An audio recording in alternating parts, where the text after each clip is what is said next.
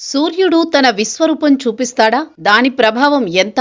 ఏ దేశాల మీద ఉండనుంది? భారత్కి ఏ మేరకు ముప్పు ఏర్పడుతుంది అంటే అంతరిక్ష పరిశోధనా సంస్థలు అందిస్తున్న సమాచారం ప్రకారం చూస్తే భారత్కి ముప్పు ఉందని తెలుస్తున్నారు. అంతర్జాతీయ అంతరిక్ష సంస్థ నాసా, భారత అంతరిక్ష సంస్థ ఇస్రో ఈ విషయంలో హెచ్చరికలు జారీ చేస్తున్నాయి. దాంతో అప్రమత్తంగా ఉంటూ అధ్యయనం చేస్తున్నామని అంటున్నారు. సౌర వ్యవస్థలో ఎన్నో మార్పులు వస్తాయి. అలాగే ప్రతి 11 ఏళ్లకు ఒకసారి సూర్యుడు తాను ఉన్న దాని నుంచి నూతన సౌరచక్రంలోకి ప్రవేశిస్తాడు. ఈ సమయంలో అయస్కాంత క్షేత్రం కూడా మారుతుంది. దీంతో సూర్యుడు మహోగ్ర రూపం దాలుస్తాడు. ఆ మీదట సూర్యుడి నుంచి అత్యంత శక్తివంతమైన సౌర జ్వాలలు వెలువడతాయి. అవి పెద్ద ఎత్తున భూమి మీదకే వస్తాయి. ఈ ప్రభావం మానవాళి మీద పడదు, కానీ ఉపగ్రహాలు, అలాగే విద్యుత్, అలాగే కమ్యూనికేషన్ వ్యవస్థల మీద తీవ్రంగా పడుతుందని ఇస్రో వర్గాలు చెబుతున్నాయి. ఇదిలా ఉంటే లేటెస్ట్ గా సౌర వ్యవస్థలో మార్పులు గమనించినట్లుగా ఇస్రో చెబుతోంది. సూర్యుడి మీద భారీ ఎత్తున సౌరజ్వాలలు ఏర్పడినట్లుగా కూడా ఇస్రోనే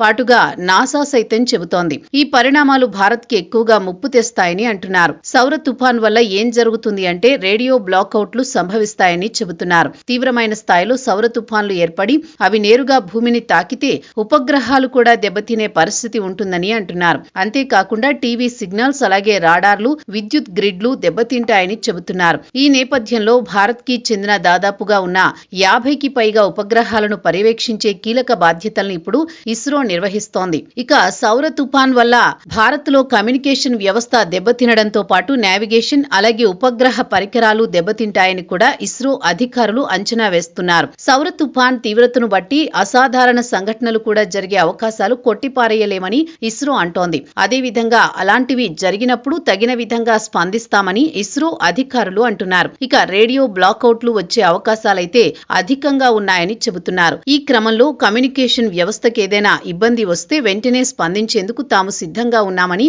ఇస్రో అధికారులు చెబుతున్నారు. ఈ మేరకు సౌర తుఫాన్ విషయం మీద ఇప్పటికే గ్రౌండ్ స్టేషన్లకు, మిషన్ కంట్రోల్ సెంటర్లకు హెచ్చరికలు జారీ చేసినట్లు వెల్లడిస్తున్నారు.